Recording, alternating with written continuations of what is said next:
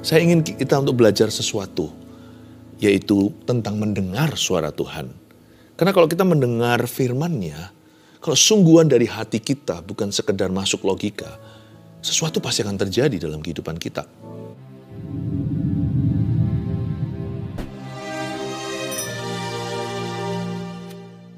Puji Tuhan, saya ingin kita untuk belajar sesuatu, yaitu tentang mendengar suara Tuhan. Karena kalau kita mendengar firman-Nya, kalau sungguhan dari hati kita bukan sekedar masuk logika, sesuatu pasti akan terjadi dalam kehidupan kita. Makanya saya berikan tema begini, dengar dengan hati. Listen with your heart.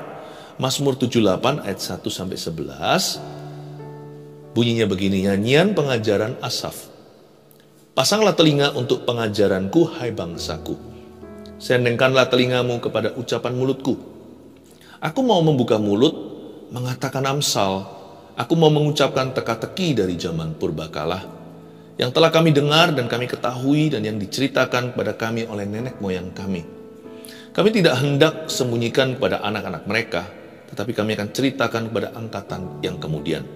Puji-pujian kepada Tuhan dan kekuatan-Nya, dan perbuatan-perbuatan ajaib yang telah dilakukannya. Telah ditetapkan peringatan di Yakub, dan hukum Taurat diberinya di Israel. Nenek moyang kita diperintahkannya untuk memperkenalkannya kepada anak-anak mereka, supaya dikenal oleh angkatan yang kemudian, supaya anak-anak yang akan lahir kelak bangun dan menceritakannya kepada anak-anak mereka, supaya mereka menaruh kepercayaan kepada Allah dan tidak melupakan perbuatan-perbuatan Allah, tetapi memegang perintah-perintahnya. Dan jangan seperti nenek moyang mereka, angkatan pendurhaka dan pemberontak, angkatan yang tidak tetap hatinya dan tidak setia jiwanya kepada Allah. Bani Efraim, pemanah-pemanah yang bersenjata lengkap, berbalik pada hari pertempuran. Mereka tidak berpegang pada perjanjian Allah dan enggan hidup menurut Tauratnya.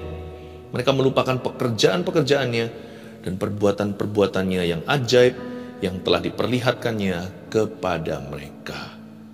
Nggak usah dibuka, tapi di Roma 10:17 bunyinya, iman timbul dari pendengaran.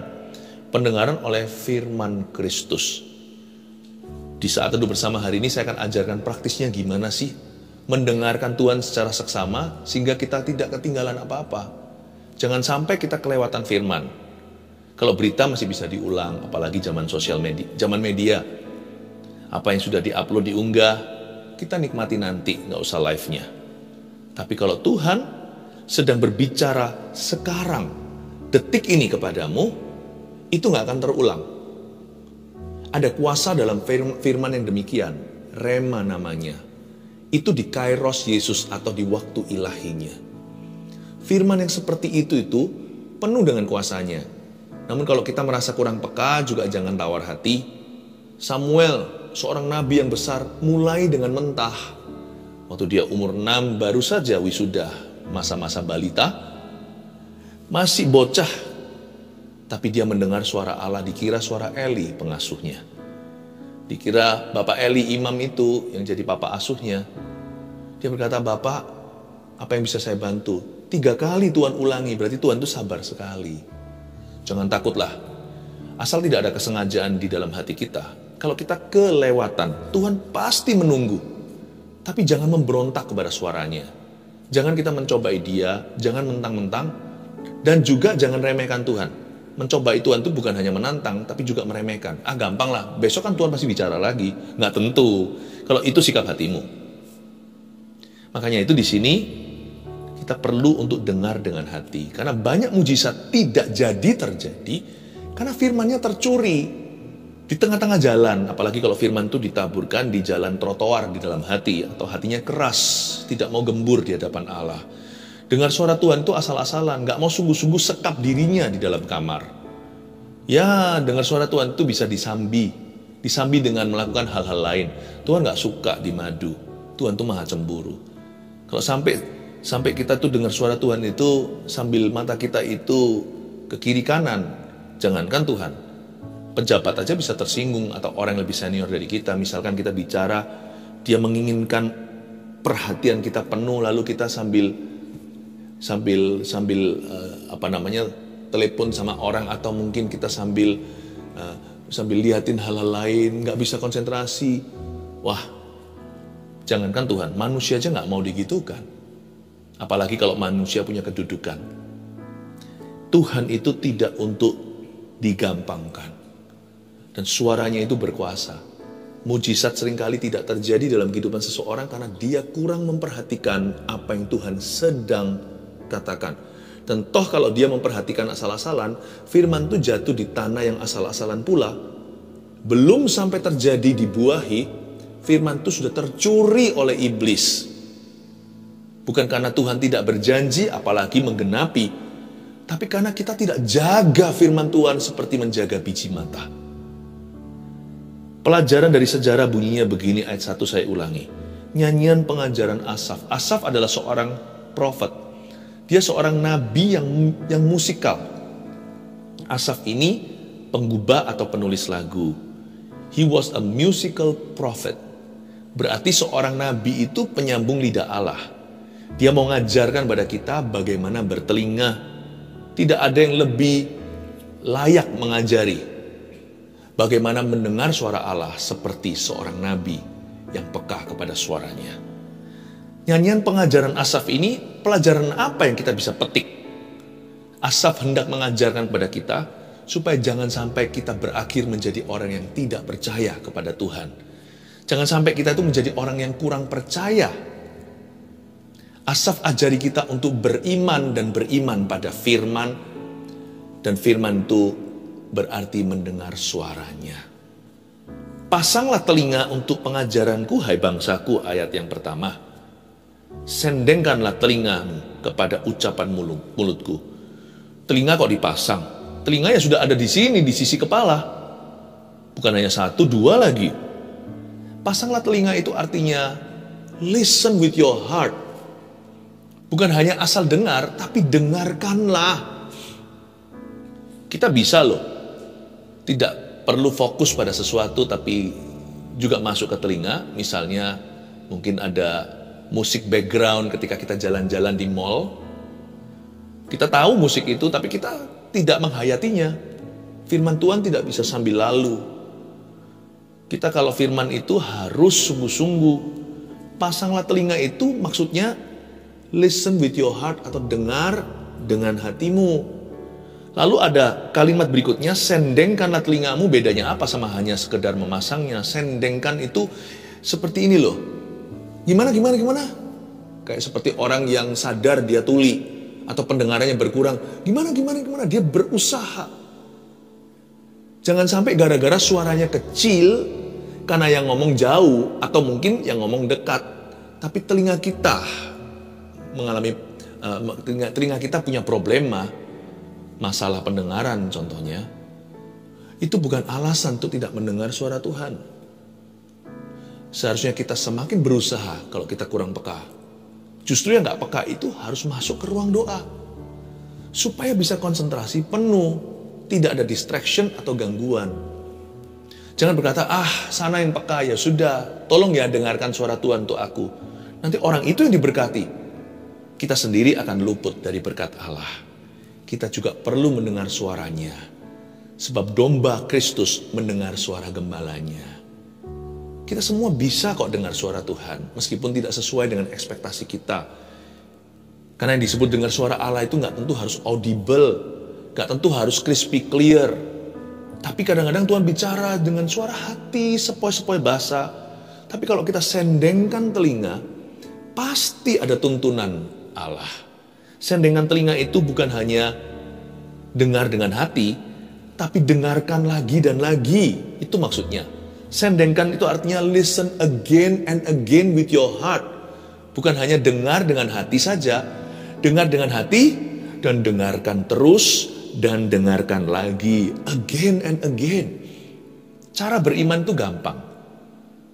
Yaitu kalau kita terus dengarkan Tuhan, kalau kita pasang telinga dan sendengkan telinga kita ke arah yang benar, yaitu pada Kristus, bukan pada dunia dan bukan pada pendapat atau opini manusia atau pada perasaan Anda. Sendengkan telinga, listen again and again. Sedangkan orang minum obat aja ya, obat keras, antibiotik contohnya. Ada juga yang 2 kali sehari, 5 hari harus habis, nggak boleh puntung di tengah. Nanti kalau putus di tengah, nanti badan kita nggak sembuh, malah jadi antipati dengan obat itu. Ada pula yang berat sekali, 1 hari cuma sekali, tapi minimal 3 hari itu harus dihabiskan resepnya. 3 atau 5. Kenapa kalau kita dengar firman langsung maunya serba instan? Harus konstan dong. Harus konsisten minum firman itu atau makan. Hari ini dengar, kita beriman, lalu sejam kemudian kita ragu dan bimbang. Ya, setelah itu cari lagi firman. Harus dilawan. Jangan kita punya sikap hati seperti orang yang mau magic gitu. Kenapa aku barusan sudah dapat firman gini, kenapa belum terjadi? Kalau belum terjadi, dengarkan lagi. Kalau kita belum mengerti, renungkan lagi. Kalau kita imannya goyang, kuatkan lagi. Pasang fondasi, dengarkan ulang. Mandi aja berapa kali sehari. Kalau kotor lagi, mandi firman lagi. Bukankah kita tiap hari mandi, nggak bisa kita berkata, kemarin sudah. Apalagi kalau minggu lalu aku sudah mandi. Ya mandi lagi hari ini, bisa dimarah papa mama. Kemarin, hari ini, besok, mandi terus supaya bersih. Mandi firman. Kalau kita ragu lagi, kalau kita bimbang, kalau kita panic attack lagi, kalau kita khawatir berlebihan, dan kalau kita negative thinking, cepat kembali ke firman. Ayat 2, aku mau membuka mulut mengatakan Amsal, bukan hanya dengar. Makanya ada yang namanya THT, telinga, hidung, tenggorokan. Telinga dan tenggorokan kita itu terhubung secara fisik. Kalau secara jasmani aja begitu, apalagi secara rohani. Nggak bisa kita mendengarkan firman itu, dengarkan suara Tuhan dengan hati, tapi mulut kita diam dan bisu. No, kita harus membuka mulut kita mengatakan Amsal. Belajar untuk mengakui firman dengan mulut sendiri sampai telinga sendiri bisa dengarkan. Itulah sebabnya mulut kita jangan diisi dengan keluh kesah dan menggerutu. Karena itu semua hanya mendatangkan kematian. Apa yang kau tabur kau tuai, bukan? Kalau kita menabur sesuatu yang sifatnya negatif, yang kita tuai masa positif. Kalau yang kita taburkan hanyalah keluhan, mana bisa masuk ke tanah perjanjian seperti bangsa Israel 40 tahun malah mati semua di padang pasir. Makanya di ayat 2 di sini ini telinga, hidung dan tenggorokan terhubung semua secara kerohanian. Aku mau membuka mulut mengatakan Amsal. Confess the word of God. Akui firman Tuhan. Ini loh ayat-ayat di Alkitab ini bukan untuk pengangguran. Ayat-ayat di sini itu untuk kita makan. Makan itu lewat mulut. Tapi makan firman itu berbeda dengan makanan jasmani. Makanan jasmani itu masuk ke dalam lambung, keluar ke jamban. Tapi makanan rohani itu kita membaca firman, bukan masuk ke mulut, tapi keluar dari mulut kita, lalu masuk ke dalam hati. Menjadi sesuatu kemudian hari. Aku mau membuka mulut mengatakan Amsal. Aku mau mengucapkan teka-teki dari zaman purbakala. Apa itu mengucapkan teka-teki dari zaman purbakala? Ayat Alkitab ini, kalau kita lihat gini aja, ini semua serba teka-teki, sampai kita alami. Teka-teki dari zaman purbakala, semua ini kan soal orang mengalami apa zaman dulu. Tapi waktu kita alami hari ini, ada terjadi kuasa. Aku mau mengucapkan teka-teki dari zaman purbakala itu, aku nggak mau yang alami itu hanyalah Musa, Yosua, Abraham, Ishak, Yakub, bahkan di perjanjian baru rasul-rasulnya. No, aku mau ucapkan supaya itu kejadian, supaya itu terjadi di hidupku. Aku tidak mau itu jadikan teka-teki lagi. Aku mau jadikan firman ini pengalaman hidupku. Dan aku mulai akui di mulutku, aku imani itu untuk diriku, untuk keluargaku, untuk situasiku, untuk hari ini. Itu bukan lagi teka-teki. Saya akan mengklaimnya untuk zaman sekarang. Saya akan mengklaimnya untuk hari ini. Bukan lagi zaman purbakala. Now it's for me. Wow. Ayat 2b ini kita diajari oleh Asaf untuk mengakui bukan hanya firman yang tertera di ayat Alkitab, tapi juga untuk kita mengakui iman kita, apa yang boleh terjadi. Tentunya semua harus diinspirasi oleh firman supaya kita nggak ngawur imannya. Iman itu timbul dari firman, soalnya jangan lupa ya, sumbernya Tuhan. Iman itu sumbernya bukan mengiman-imani. Iman itu sumbernya bukan positive thinking atau berpikir positif saja, apalagi berangan-angan. Tapi iman itu berlandaskan firman. Tapi iman itu mesti personal. Iman itu harus pribadi. Iman tidak boleh menjadi milik orang lain. Apalagi yang terjadi dahulu. Anda tidak percaya hari ini bisa terjadi lagi. Itu bukan iman, itu teori. Teori aja bisa terulang. Tapi kalau hanya story atau cerita, itu sudah jadi sejarah. Tidak ada kuasa. Tapi ketika Anda akui, diinspirasi firman ini memang iya, tapi Anda akui misalkan seseorang sakit berat, dan bahkan mungkin secara medis sudah tidak ada harapan. Tapi waktu Anda baca semua cerita kesembuhan, dari kitab Kejadian udah ada tuh Abraham berdoa seorang raja disembuhkan. Sampai kitab Wahyu ada firman daun-daunnya itu menyembuhkan bangsa-bangsa. Kalau Anda baca semua tentang kesembuhan di dalam Alkitab, dari kitab Kejadian sampai Wahyu, dan Anda berkata, dan healing is also for me, kesembuhan juga untuk aku. Ayat-ayat sudah Anda renungkan, sekarang giliran Anda jadikan itu hak milikmu secara pribadi. Maka Anda mulai buka mulut dan berkata, Tuhan, kesembuhan bukan teka-teki lagi, jadikan realita dalam hidup saya. Tuhan, bukan lagi itu dari zaman purbakala. It's for me now. Atau mungkin Anda doakan seseorang yang Anda cinta. It's for my husband, untuk suamiku. Tuhan Yesus, aku percaya aku sudah disembuhkan. Itu bahasamu sendiri. Itu bukan bahasa ayat firman. Itu bahasa yang orisinil dengan gaya bahasa Anda. Tuhan, aku percaya, Tuhan. Ya Tuhan, aku percaya suamiku sembuh. Aku percaya ya Tuhan, ini kemoterapi terakhir.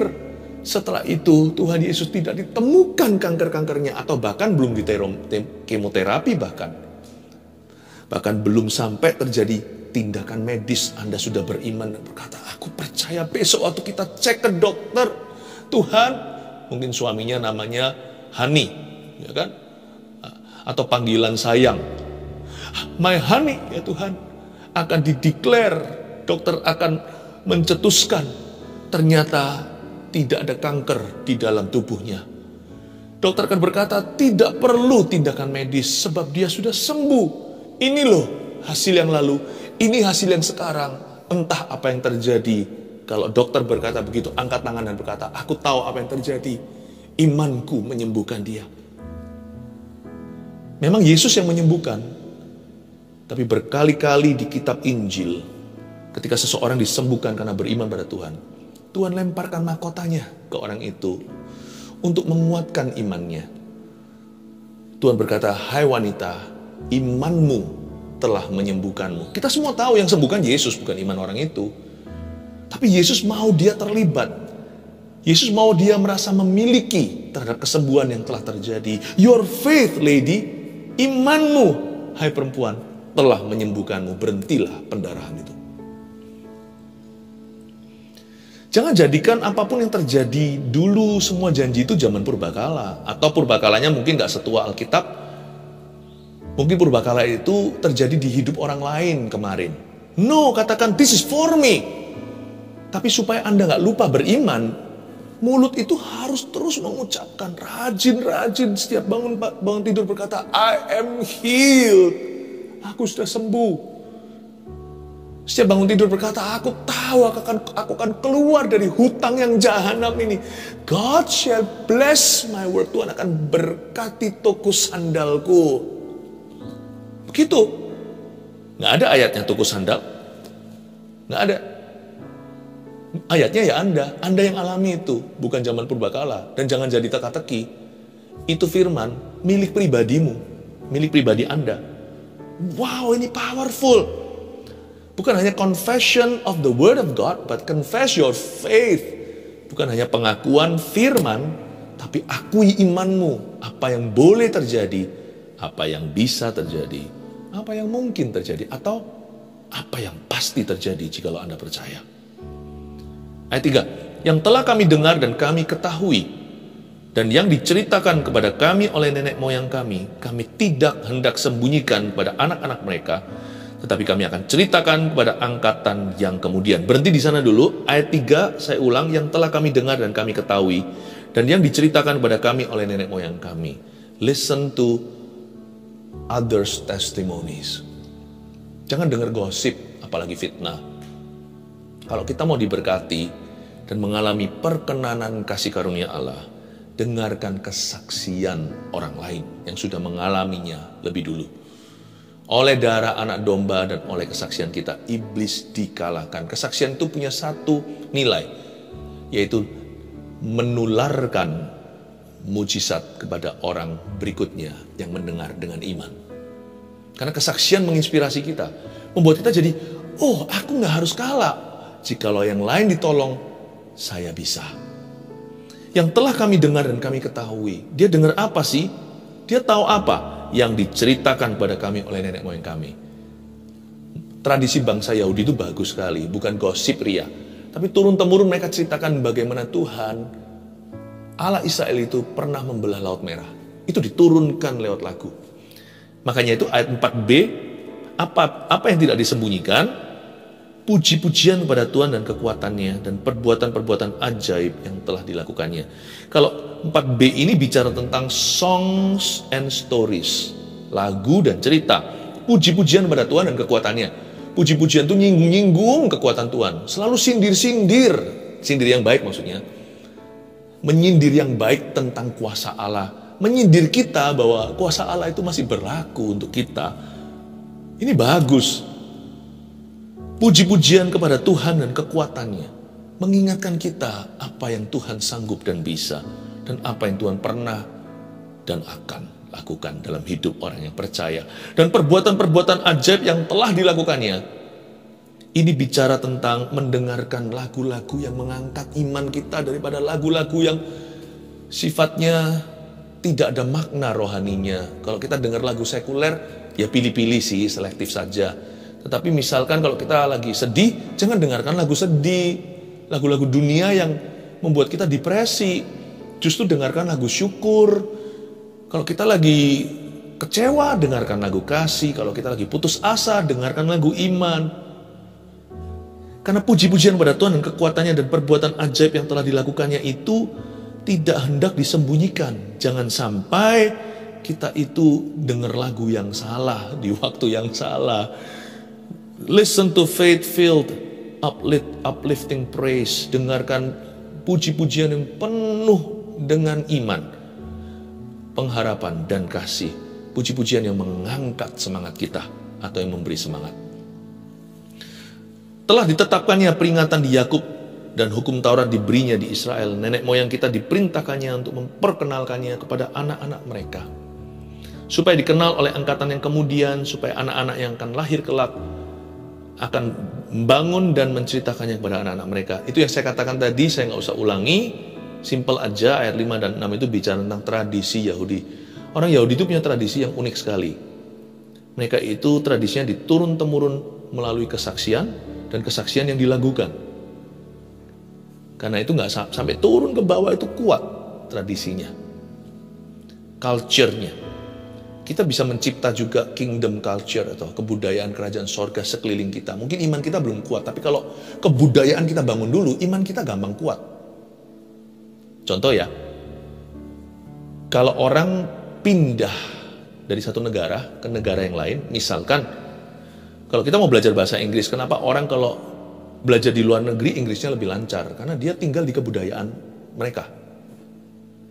Orang mau belajar bahasa Indonesia juga sama. Misalkan ini ada orang barat, mau pindah, lalu ke tanah air. Dia belajar di luar sana bisa, mungkin baku yang kaku. Tapi ketika di sini bahkan ngerti slang-slangnya, bisa bahasa daerah. Kenapa lebih cepat minimal pendengaran? Karena dia terpengaruh dengan kebudayaan. Kalau kita bangun kebudayaan kita, baik itu di keluarga kita. Kenapa keluarga orang tertentu itu penuh dengan berkat mujizat? Saya nggak berkata ini secara manual. Tuhan nggak bisa dimanipulasi. Oh, kalau kita begini, Tuhan kasih gitu. Emangnya Tuhan itu ATM atau Tuhan itu vending machine? Tuhan itu bukanlah satu mesin atau yang kita masukkan koin, lalu keluar, habis itu sodanya kalengan, lalu keluar kopi, lalu keluar benda-benda yang kita beli. Tuhan nggak begitu ya. Tapi sebaliknya, kadang-kadang kita mengalami minimalis pekerjaan dan perbuatan Allah. Itu karena kita tidak mendengungkannya. Dan kita tidak membangun kebudayaan itu di rumah. Makanya keluarga kita itu seolah ditinggalkan. Tapi kalau kita membangun culture itu bisa lewat lagu, lewat kesaksian, lewat firman, dan pengakuan iman. Saya rasa ya, meskipun keluarga itu ada yang sakit keras, jauh lebih kuat menghadapinya jika tidak sembuh secara instan. Belum lagi ada kesempatan yang sangat besar terjadi miracle dari Tuhan, terjadi mujizat dari atas. Ayat 7, supaya mereka menaruh kepercayaan kepada Allah dan tidak melupakan perbuatan-perbuatan Allah, tetapi memegang perintah-perintahnya. Supaya mereka menaruh kepercayaan kepada Allah. Inilah tujuan kita membangun kebudayaan mengakui firman, mengakui iman, dengarkan lagu-lagu pujian, saling memberikan kesaksian, dengarkan kesaksian. Ya. Jangan cari yang aneh-aneh di internet. Kalau memang cari di internet, cari yang beginian. Yang membangun iman di CG, di Gereja Mawar Sharon, di cell group atau connect groupnya. Selalu ada juga saling sharing dan saling menguatkan. Tujuannya supaya mereka menaruh kepercayaan kepada Allah. Pelajaran berharga di sini dari Asaf adalah supaya jangan sampai kita menjadi golongan orang-orang yang tidak percaya atau kurang percaya, tapi supaya kita punya iman pada Allah yang hidup. Dan jangan seperti nenek moyang mereka ayat 8, angkatan pendurhaka dan pemberontak. Angkatan yang tidak tetap hatinya dan tidak setia jiwanya kepada Allah. Lihat itu ada 2 kalimat di sini, tidak tetap dan tidak setia. Ini bukan orang yang meninggalkan Tuhan, tapi orang yang goyah. Ya iyalah, kalau dia nggak ngakui begitu, minum pil sekali maunya dapat segala sesuatu. Dia nggak tetap hatinya, karena dari awal dia nggak pernah masukkan firman itu sungguh-sungguh di hati. Kalau dia dengar, dia nggak dengar dengan hati. Dia dengar itu cuman jadikan Yesus sebagai salah satu opsi. Dan bukan hanya itu, setelah dia dengarkan, dia juga nggak tetap. Misalnya kita makan sesuatu yang dibacem, bumbunya terasa. Itu kadang-kadang ya berjam-jam direndam. Nggak bisa dicelupin sekali makan gitu, dalamnya masih hambar, masih anyep. Tapi kalau kita masukkan itu, maka meresap itu semua bumbu ke dalam. Ada juga sup yang dimasak itu 20 jam. Itu terasa semua, sampai semua tulang-tulang ayamnya itu jadi lembek semua. Sarinya, ya kan? Itu sudah sangat thick atau sangat kental. Kenapa tidak tetap? Karena sekali langsung mentas. Nggak pernah bisa beneran berenang. Dia nggak berlama-lama berendam. Tidak setia jiwanya kepada Allah. Cabut pergi. Tanam cabut. Seperti orang kalau tertanam. Dalam gereja juga tanam cabut, pindah-pindah juga nggak akan bisa bertumbuh. Apalagi sama firman. Sebentar iya, sebentar gini, sebentar gitu, sebentar gini. Nggak bisa. Kalau firman ya firman sungguh-sungguh. Cari Tuhan itu nggak ada plan B. Meskipun yang saya maksudkan plan B di sini tentunya bukan berarti kita tidak melakukan tanggung jawab kita ya. Hanya Tuhan. Karena Tuhan itu nggak hanya. Segala sesuatu itu dalam Tuhan. Jadi setelah kita berdoa, kita berusaha dan bekerja. Jangan menunggu ketuk pintu, ada orang amplopin. Kalau kita sakit, kalau memang kita perlu ke dokter, pergi ke dokter. Jangan takut, karena semua mujizat Allah pun akan lulus verifikasi mereka. Bani Efraim, pemanah-pemanah yang bersenjata lengkap berbalik pada hari pertempuran. Mereka tidak berperang pada perjanjian Allah dan enggan hidup menurut Tauratnya. Itu loh, orang kalau lemah imannya, tidak setia, tidak tetap, mereka akan berbalik dari pertempuran. Retreat from warfare. Hidup ini pasti ada peperangan rohani, tapi orang yang tidak tetap dalam firman, karena mereka nggak pernah dengar dengan hati. Orang seperti ini, hadapin satu rintangan aja langsung lari. Langsung kecewa, langsung putus asa, langsung give up. Langsung menyerah. Mereka melupakan ayat 11. Mereka melupakan pekerjaan-pekerjaannya. Ini dia pikun rohani yang harus dihindari. Mereka melupakan pekerjaan-pekerjaannya dan perbuatan-perbuatannya yang ajaib yang telah diperlihatkannya kepada mereka. Ini yang saya sebut dengan jenis ketidakpercayaan yang paling parah. The worst kind of unbelief. Ya. Tipe-tipe ketidakpercayaan yang paling buruk itu apa? Melupakan pekerjaan dan perbuatannya, melupakan janji Tuhan. So that you will not forget, akui terus, supaya kita nggak lupa terus pengakuan iman, pengakuan firman, sampai telinga kita itu loh terus diingatkan, supaya hati kita terus diisi dengan testimoni, dengan kesaksian, diisi dengan pujian, apalagi Tuhan bertahta di atasnya. Masukkan dalam hati, bacem dirimu dalam janji. 3 poin, dengar dengan hati. Nomor 1, dengarkan pengakuan firman dan iman dari mulut sendiri.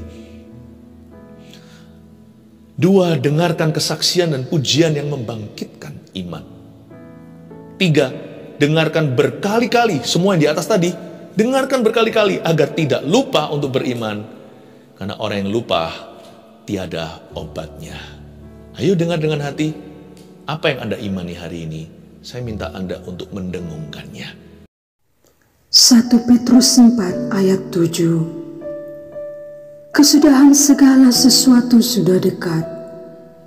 Karena itu, kuasailah dirimu dan jadilah tenang, supaya kamu dapat berdoa.